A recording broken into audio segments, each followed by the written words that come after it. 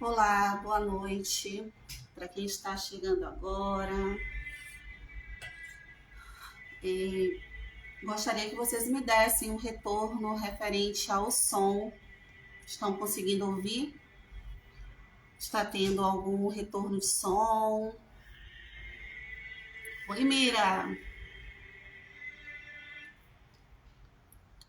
Estão conseguindo ouvir direitinho? Preciso do retorno de vocês, sim ou não, para que a gente possa iniciar.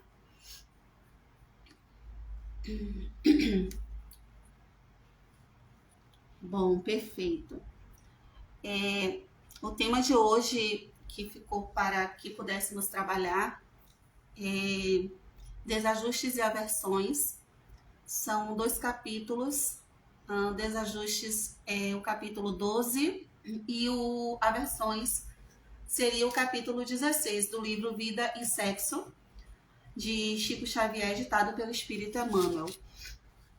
Esse mês de julho é um mês que nós estamos trabalhando com esse livreto, né, com esse livro, e a gente vai falar um pouco sobre essas questões, né? O que é que Emmanuel ele vem nos colocar para que, de uma maneira ou de outra, a gente possa refletir, né, fazer nossas reflexões sobre essas questões e a depender se elas se aplicarem no nosso dia a dia, a gente poder colocar em prática. Bom, antes de iniciarmos a nossa doutrinária, é de praxe fazermos a oração e solicitarmos aos espíritos amigos que possam nos ajudar, nos orientar. Boa noite para quem está chegando agora, para Alda, para Rose, Enelísia. E antes de iniciar, eu gostaria de fazer, né, como abertura da nossa doutrinária, a leitura do livro Ceifa de Luz, né, lá no capítulo 2, que ele nos diz assim, vamos fechar nossos olhos e ouvir a leitura desse livro para que possamos dar início à nossa doutrinária. Desculpar. Jesus lhe disse, não te digo até 7, mas até 70 vezes 7. Mateus, capítulo 18, versículo 22. Atende ao dever da desculpa infatigável diante de todas as vítimas do mal, para que a vitória do bem não se faça tardia. De certo, que o mal contará com os empreiteiros que a lei do Senhor julgará no momento oportuno. Entretanto, em nossa afeição de criaturas igualmente imperfeitas, suscetíveis de acolher-lhe a influência, vale perdoar, sem condição e sem preço, para que o poder de semelhantes intérpretes da sombra se reduza até a integral extinção. Recorda que acima da crueldade encontramos junto de nós a ignorância e o infortúnio que nos cabe socorrer cada dia. Quem poderá com os olhos do corpo físico medir a extensão da treva sobre as mãos que se envolvem no espinheiral do crime? Quem na sombra terrestre distinguirá toda a percentagem de dor e necessidade que produz o desespero e a revolta? Dispõe-te a desculpar hoje infinitamente, para que amanhã sejais também desculpado. Observa o quadro em que respiras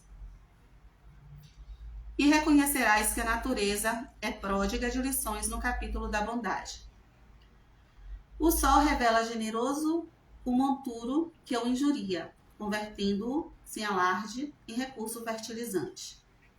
O odor miasmático do pântano, para aquele que entende as angústias da gleba, não será mensagem de podridão, mas sim rogativa comovente para que se lhe dê a bênção do reajuste, de modo a transformar-se em terra produtiva. Tudo na vida roga entendimento e caridade, para que a caridade e o entendimento nos orientem às horas. Não ouvideis que a própria noite na terra é uma pausa de esquecimento, para que aprendamos a ciência do recomeço em cada alvorada nova. Faz ao trem aquilo que desejais te seja feito, advertiu-nos o amigo excelso. E somente na desculpa incessante de nossas faltas recíprocas, com o amparo do silêncio e com a força da humildade, é que atingiremos em passo definitivo o reino do eterno bem, com a ausência de todo o mal.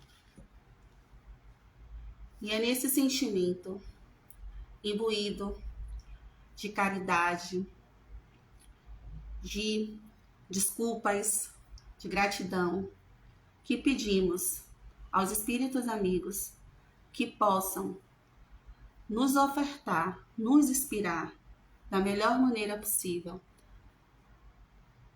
a atividade que será realizada no momento. Que assim seja. Olá, Edivânia. Olá, amigos. Boa noite. Amigas também. Temos meninos e meninas aqui. Eu sou Ana, todos já me conhecem. A gente vai falar um pouquinho hoje sobre 2 capítulos do livro Vida e Sexo. Para quem já está acompanhando as doutrinárias, né? A gente começou agora no mês de julho. Se eu não me engano, a primeira foi no dia 3 de julho. Nós estamos trabalhando com a obra de Chico Xavier, ditada pelo Espírito Emmanuel, né? E ela vem em diversos capítulos falando um pouquinho sobre as relações humanas, as relações no âmbito da vida social e principalmente no âmbito afetivo, no espaço afetivo. E, assim, esse capítulo Desajustes, ele traz para nós um pouco, né, dessa questão da relação afetiva entre casais no âmbito do espaço, né? Do seu espaço em comum, que é a sua morada. E, assim, de forma didática, como nós estamos em um ambiente virtual, e essa doutrinária, ela vai ser baseada em cima desses 2 capítulos. Eu vou pedir licença a vocês para, em determinados momentos, fazer a leitura e dessa forma a gente ir tecendo os comentários referente aos capítulos, né? Visto que serão eles que servirão de base para a atividade de hoje, o trabalho. E nada melhor do que iniciar, né, a atividade antes de fazermos as reflexões sobre o que Emmanuel nos traz, do que a gente definir, né? Eu acho bem interessante isso, sempre quando a gente vai realizar algumas atividades, a gente procurar deixar claro, né, o que significa uma coisa e outra. Então, por exemplo, a questão do que vem a ser desajuste e o que é que vem a ser a aversão. Né? Segundo o dicionário lá, o desajuste, ele seria a ausência de coerência ou de ajuste entre 2 ou mais coisas. E a aversão seria um sentimento, digamos assim, de repugnância em relação à pessoa ou coisa. Poderia ser uma repulsão, uma antipatia. Olá, Lima, tudo bom?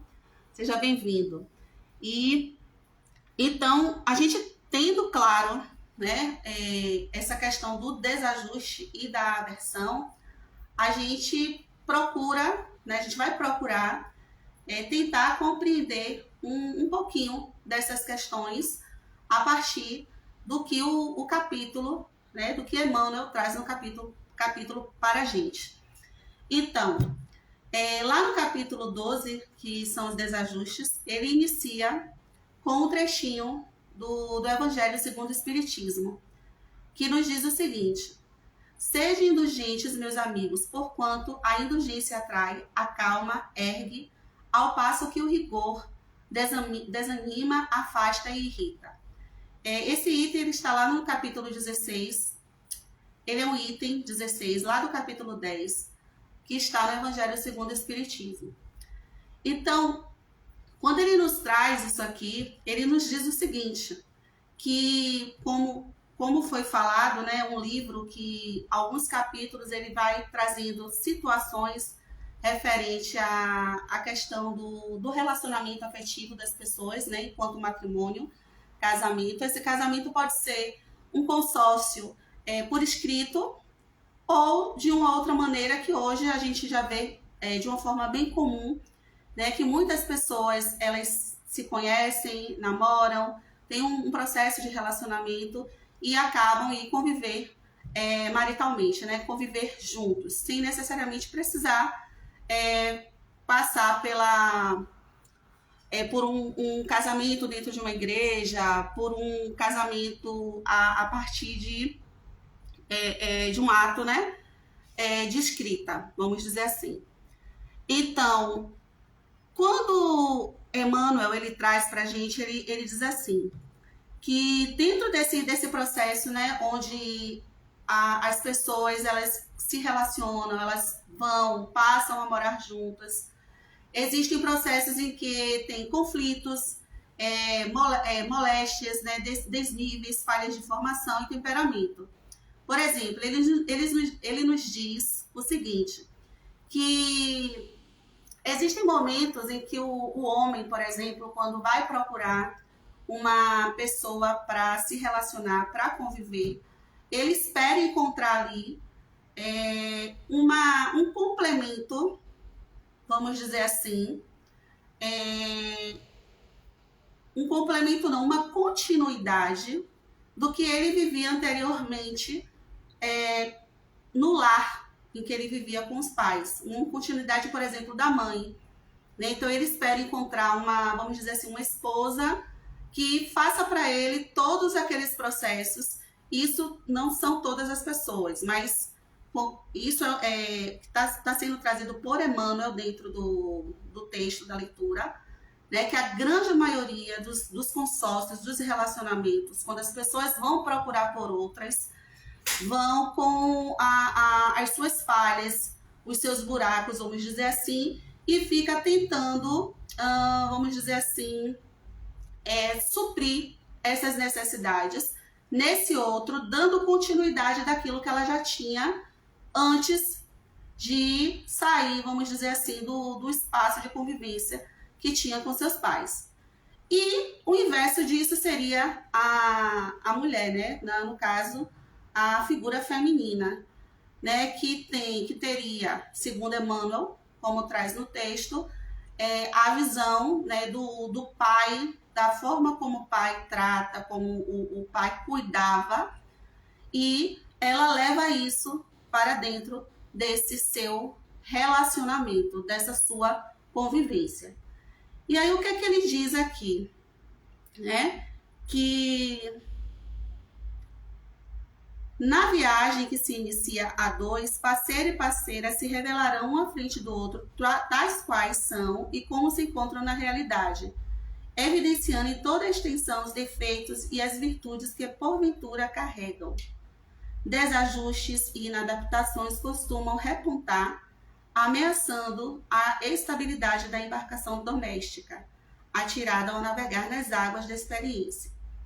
É razoável se convoque o auxílio de técnicos capazes de sanar as lesões no barco em perigo, como sejam médicos e psicólogos, amigos e conselheiros, cuja contribuição se revestirá sempre de inapreciável valor. Ele quer dizer aqui que, apesar de todas essas dificuldades, né, que existem, que podem vir a acontecer, porque quando você passa por esse processo, você chega dentro de um relacionamento e você espera encontrar ali no outro uma continuação da vida que você tinha antes, né? E você não encontra. E aí você tem o quê? Você começa a perceber os desajustes, né? Dentro desse relacionamento que começam a ocorrer porque a gente começa a perceber que o outro é cheio de defeitos. Na verdade, o outro não é da forma como eu imaginava. Tem as falhas. Muitas vezes não faz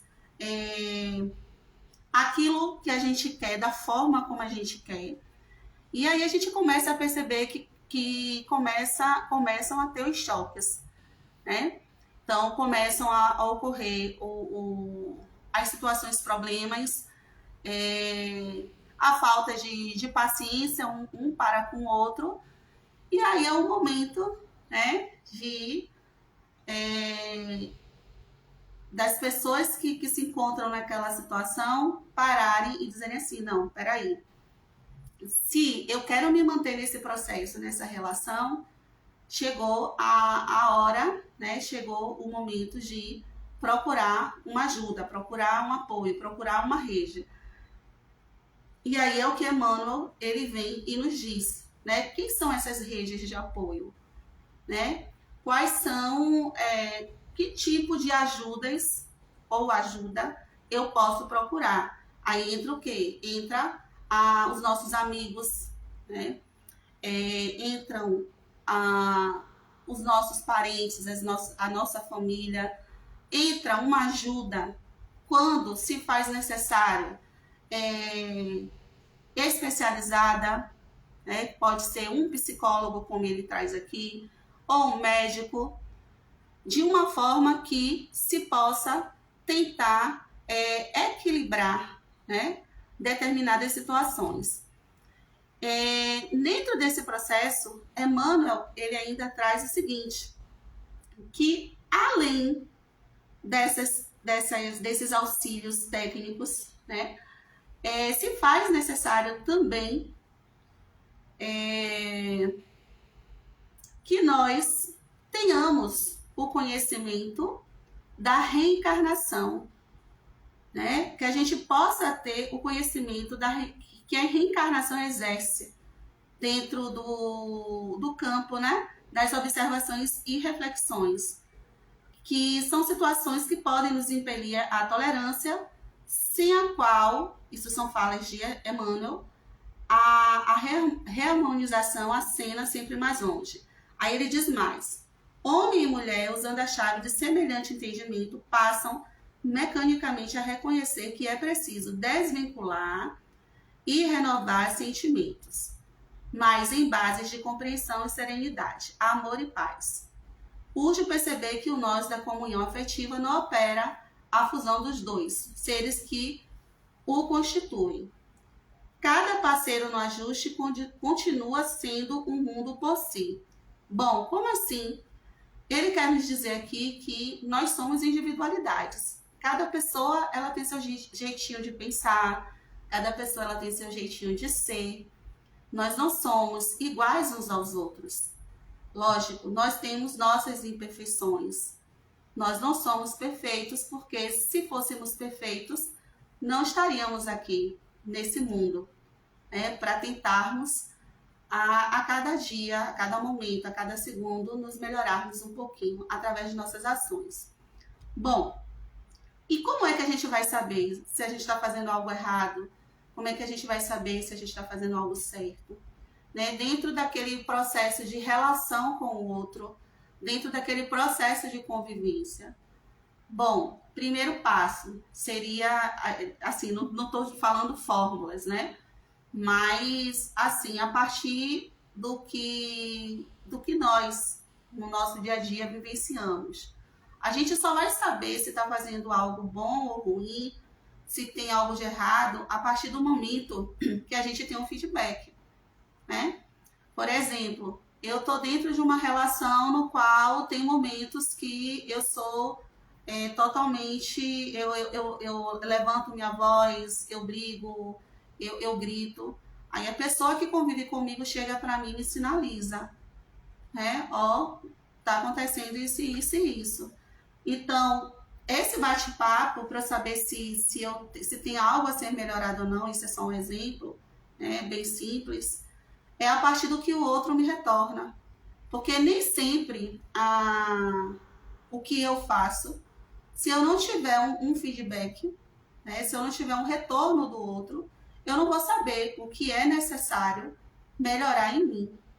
Então, é a partir dos meus tropeços, a partir dos meus erros, e que o outro me mostra isso, que eu fico sabendo se eu estou no caminho certo ou se eu não estou no caminho certo. O que é que eu preciso fazer para melhorar, para me modificar, para ficar bom para mim e de tabelinha ficar bom para o outro também. Então, Emmanuel ele traz para a gente também essa necessidade da gente ter esse conhecimento sobre esse processo reencarnatório. Como é que acontece, como é que ele se processa, né? Porque ele nos diz o seguinte no decorrer desse capítulo, que muitas vezes, quando a gente se consorcia com outra pessoa, né, dentro de um espaço, essa pessoa ela pode ser alguém que em uma outra encarnação, né, eu já tenha tido algum processo de relacionamento afetivo com ela. E que por alguma questão ou demanda, eu tenha prejudicado, ou essa pessoa tenha me prejudicado em algum momento. E tem uma parte aqui no texto que ele fala que se esse processo ocorre, vai ter um momento em uma encarnação, que pode ser próxima ou não, mas vai ter esse momento do encontro e do ajuste. Então, muitas das vezes ocorre, né? Não é sempre. Assim como acontece de ter pessoas que se reencontram nos processos reencarnatórios para ajustar determinadas situações, tem encarnações que pode ocorrer de não necessariamente naquele momento você se encontrar com aquela pessoa. Mas dentro dessa fala que Emmanuel nos traz, ele fala que nós somos felizes, né? muitos de nós, principalmente nós que estudamos a doutrina espírita, em ter determinados tipos já de conhecimentos. Aqueles que não têm, se puder procurar estudar, beber um pouco mais dessa água, dessa fonte, porque quando ele nos traz dizendo que a partir do momento que a gente passa a ter esse conhecimento, né, do que é um processo reencarnatório, a pluralidade das reencarnações, dessa necessidade do espírito ele vir outras vezes, a gente passa a ter um conhecimento de como precisamos e devemos levar a nossa vida, né? De como devemos tentar viver. E tem uma questão aí que seria dentro desse processo das relações afetivas, né? Que é, antes de eu querer, né, mudar o outro, querer que o outro ele haja comigo da forma como eu acho que deve ser, eu precisar também me conhecer mais, me ver mais, como eu sou, quais são os meus defeitos que podem ser melhorados, que podem ser modificados, porque até para poder eu tentar conviver melhor com o outro, até para eu tentar ter uma relação melhor com o outro, eu preciso primeiro ter essa relação de amor comigo. Eu preciso ter esse sentimento de cuidado comigo, né? E como ele trouxe lá no início do capítulo, né, falando sobre algumas das questões que a gente traz da nossa infância, né, enquanto os cuidados, né, que os nossos pais têm conosco, a forma como nos trata, as dificuldades que a gente traz da infância. Quando eu falo de dificuldade, eu falo assim, de alguma situação que a gente possa ter vivenciado, que tenha sido traumática para nós lá na infância, e muitas vezes a gente acaba arrastando essas questões para as nossas vidas adultas. E a gente acaba não cuidando, né, desses pequenos rachados, dessas pequenas rachaduras que se encontram dentro de nós, e a gente acaba levando isso para a convivência com outras pessoas. Então, muitas vezes, a gente consegue transformar essas rachaduras, né? Não esquecê-las, mas modificá-las, né? Perceber o que houve de errado e tentar mudar. E outras vezes a gente não consegue fazer isso sozinho, precisando de auxílio. Então, é importante, dentro desse processo, como Emmanuel traz, muitas vezes a gente buscar, né, esse auxílio, como de forma individual ou de uma maneira coletiva. No caso, aquelas pessoas que convivem juntas. Hoje em dia a gente tem pessoas que buscam a ajuda em terapias de casais, tem institutos religiosos que realizam grupos de casais, como uma forma também de auxiliar esses processos, como o próprio Emmanuel ele traz. Bom, então ele continua dizendo assim pra gente, né, Emmanuel.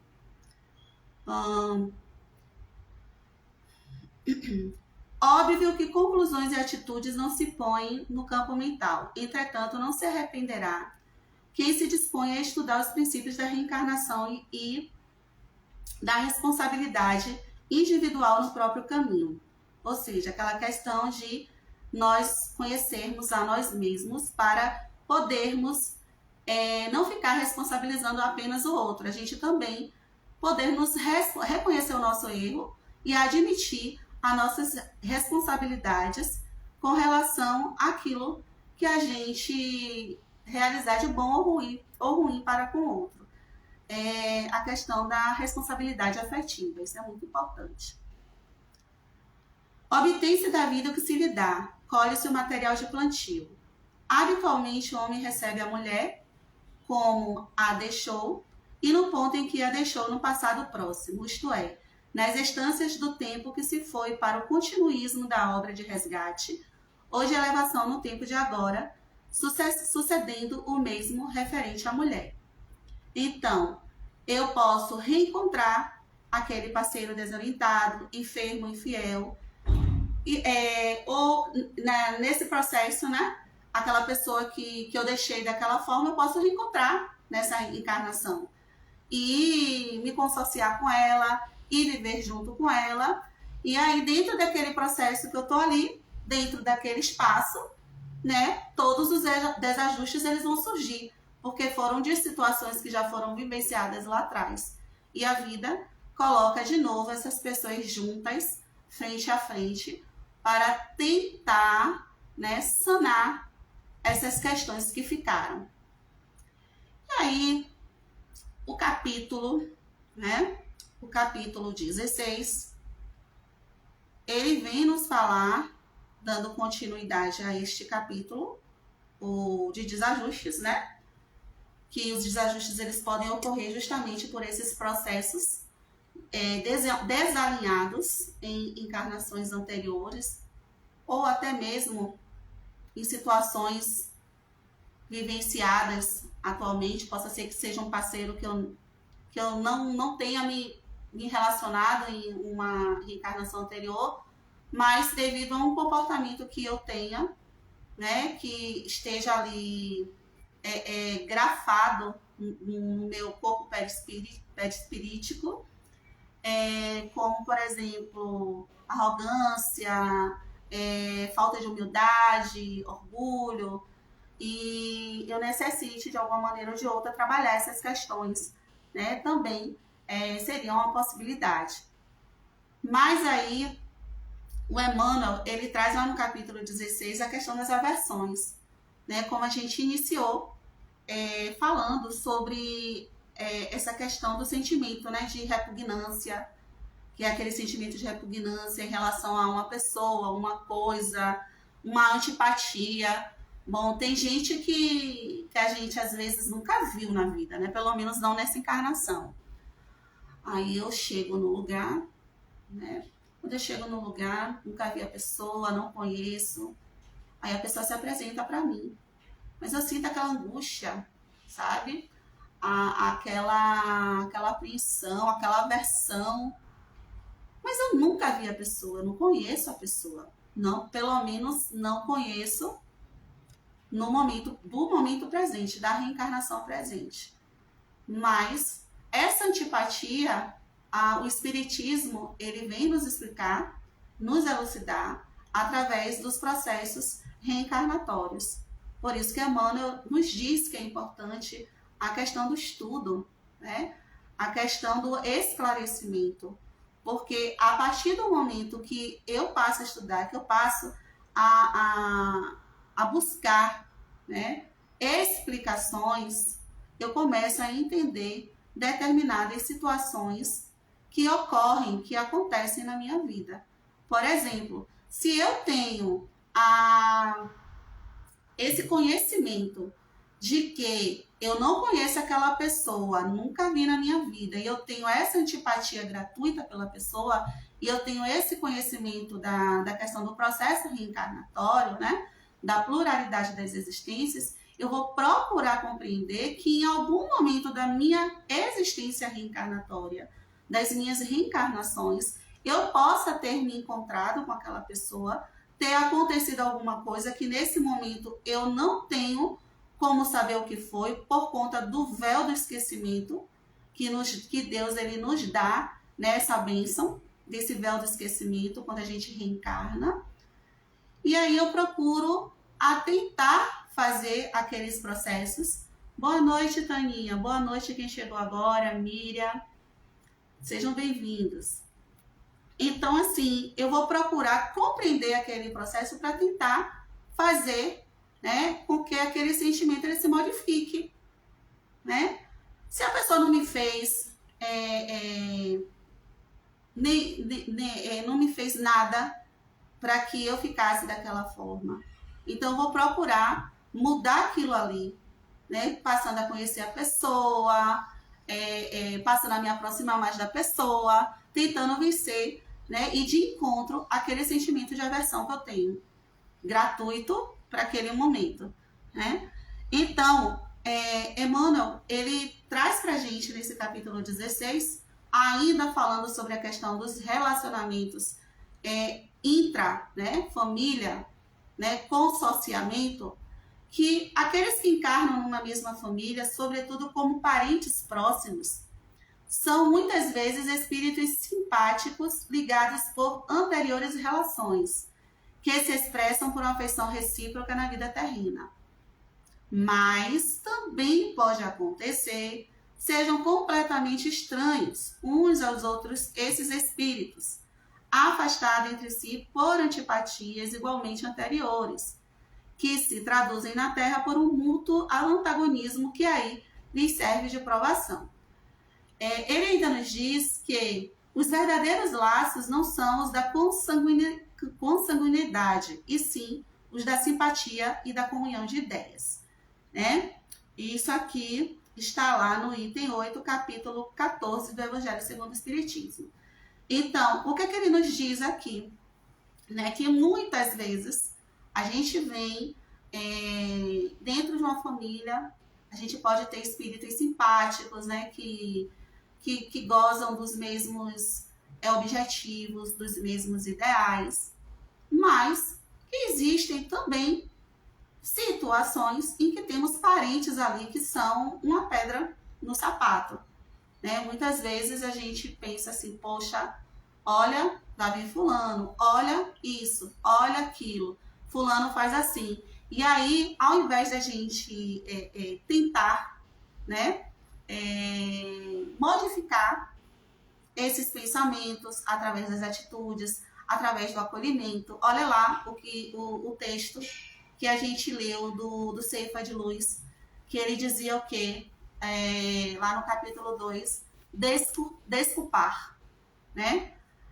Que a gente tem que procurar sempre o melhor caminho para resolver, né, as demandas, as situações, né? E se eu fico ali, naquele momento, só emitindo o pensamento negativo,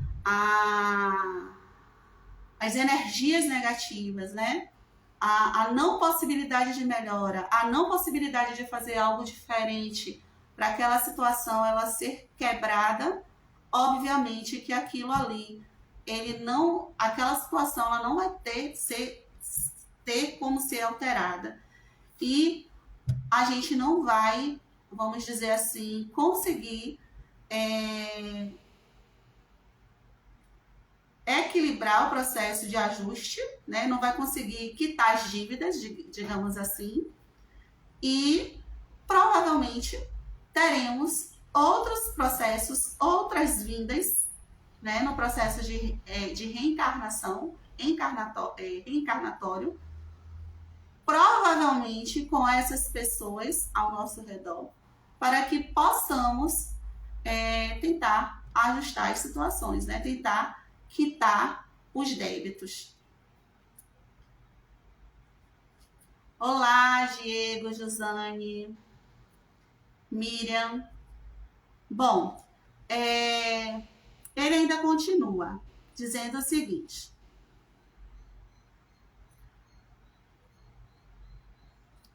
arraigado no labirinto de existências menos felizes, de certo que o problema das reações negativas, culpas, remorsos, inibições, vinganças e tantos outros está presente no quadro familiar, em que o ódio acumulado em instâncias do pretérito, reencarnações passadas, se exterioriza por meio de manifestações catalogáveis na patologia da mente. Nessa base de raciocínio, determinada criança terá sofrido essa ou aquela humilhação da parte dos pais ou tutores, e se desenvolveu abafando propósitos de esforço com o que intoxicou a si mesma, no curso do tempo, e certos pais haverão sentido inesperada animosidade por esse ou aquele filho recém-nato, alimentando ciúme contra ele, embora sufocando tal sentimento com benéficas atitudes de convenção. Bom, não muito raros, os cadastros policiais registram infanticídios em que pais ou mães aniquilam o corpo daqueles mesmos espíritos aos quais favoreceram com a encarnação na Terra. Indubitavelmente, o tratamento psicológico visando a cura mental e a sublimação da personalidade é o caminho ideal para semelhantes pacientes. Urge entender, porém, que médicos e analistas humanitários conseguirão efetuar prodígios de compreensão e de amor, liberando enfermos dessa espécie. No entanto, o estudo da reencarnação é igualmente chamado a funcionar nos alicerces da obra de salvamento. Bom, o que é que ele nos diz aqui? Que existem processos, né, que o ser humano ele já traz a enfermidade dentro dele. Né? São situações patológicas, que pode ser situações que já foram vivenciadas, por exemplo, na infância, como foi citado anteriormente. E esse indivíduo, ele acaba não trabalhando, né, esses processos. Porque, por exemplo, uma criança que sofre, vamos dizer assim, um processo de bullying, quando na sua idade, né, na sua primeira infância. Se ela não tem uma base de acolhimento, uma ajuda, né, um processo de cuidado, essa criança ela vai crescendo, né, vai ir para a sua vida jovem, para a sua vida adulta, levando esses processos, né, essas cicatrizes junto com ela. E quando isso não for tratado, não for cuidado, o que é que pode acontecer? Ela pode entrar numa vida adulta, realizando, vamos dizer assim, processos que são processos que não são sociais. Ela pode ser uma pessoa mais reclusa, ela pode ser uma pessoa que não tenha boas relações com os outros. Então, o que é que Emmanuel ele nos traz aqui?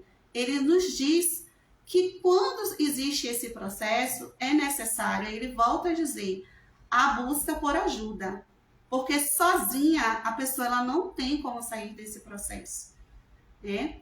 E aí o que que acontece? Dentro dessa, vamos dizer assim, desse efeito dominó,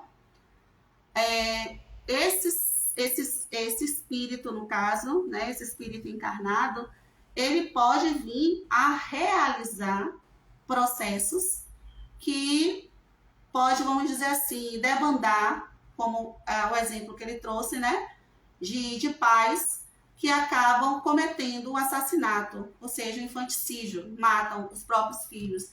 E o que a gente vem vendo muito, né, hoje, atualmente na modernidade, isso tem vindo mais à tona, principalmente efeito pós-pandemia, essa questão, né, dos assassínios, né, das mortes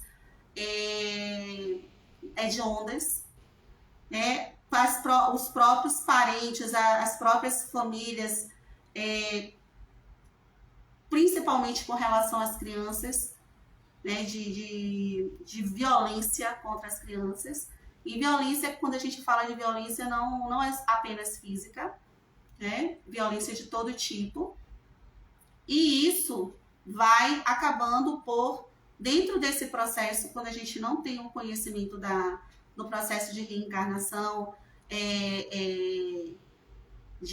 da vida espiritual, a gente acaba entrando num processo que vamos dizer assim, sem volta, né? Um caminho sem volta. Vamos dizer que ele vai circulando e sem ter um momento assim para parar, até que a própria consciência ela possa nos chamar a atenção para essas questões.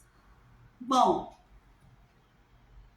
eu espero que Deus esteja sendo clara. Se vocês tiverem alguma pergunta, lógico, dentro do que está sendo trazido, podem fazer, tá? A gente ainda tem alguns minutinhos. E aí, Emmanuel, ele continua. Quantos milhares de existências terminam anualmente no mundo pelos golpes da criminalidade? Claro está que as vítimas não foram arrebatadas para céus ou infernos teológicos, né? Ele nos diz o seguinte, que se compenetradas quanto às leis de amor e perdão que dissipam as algemas do ódio, promovem-se a trabalho digno na espiritualidade, às vezes até mesmo em auxílio aos próprios algozes. Na maioria das circunstâncias, todavia, persistem no caminho daqueles que lhes dilapidaram a vida profunda, transformando-se em perseguidores magoados ou vingativos, jungidos mentalmente aos antigos ofensores. Ele fala aí daqueles espíritos que muitas vezes, né, quando são, por exemplo, numa vida anterior, a pessoa foi e matou aquela pessoa, né? E quando aquela pessoa desencarna, aquele espírito ele desencarna com aquele sentimento de ódio, de vingança, e fica ali no mundo espiritual em busca disso, atrás disso, correndo atrás disso, de vingança. E aquilo ele não trabalha dentro dele, né? Não processa aquele sentimento.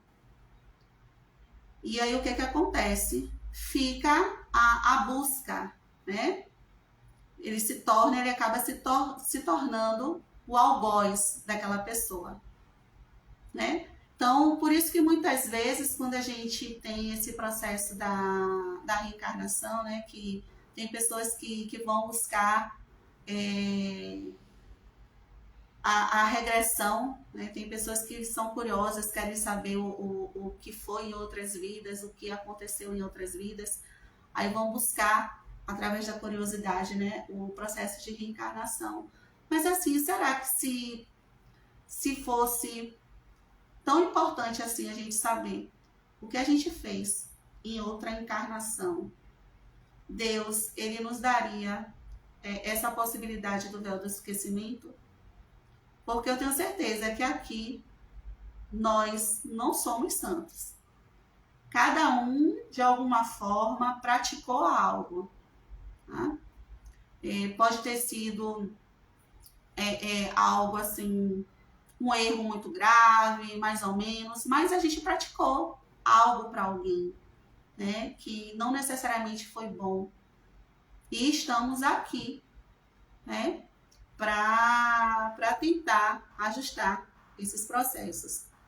Existem pessoas que passam pelas nossas vidas, como foi citado, que a gente sente essa aversão gratuita e que a gente diz assim, eu não conheço essa pessoa.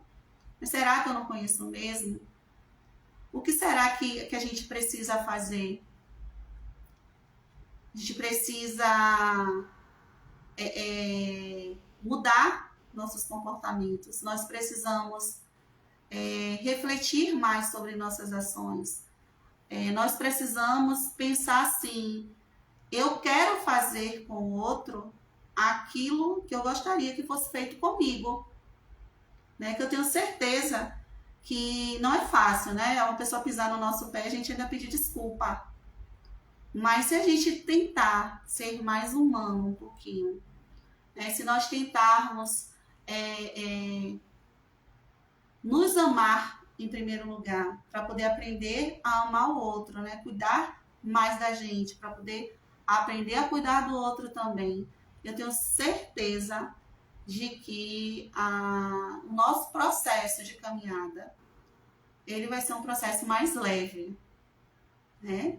E esses processos de aversão, de desajustes, a partir do momento que eu busco ali saber o porquê que eu estou daquela forma, o porquê que eu estou agindo, se eu não estou conseguindo fazer isso sozinho, procurar as minhas redes de apoio, as pessoas que podem me ajudar a refletir um pouco sobre isso, né? Eu tenho certeza que nós vamos melhorar, né, bem mais na nossa caminhada. Bom, eu espero, de alguma forma, ter contribuído.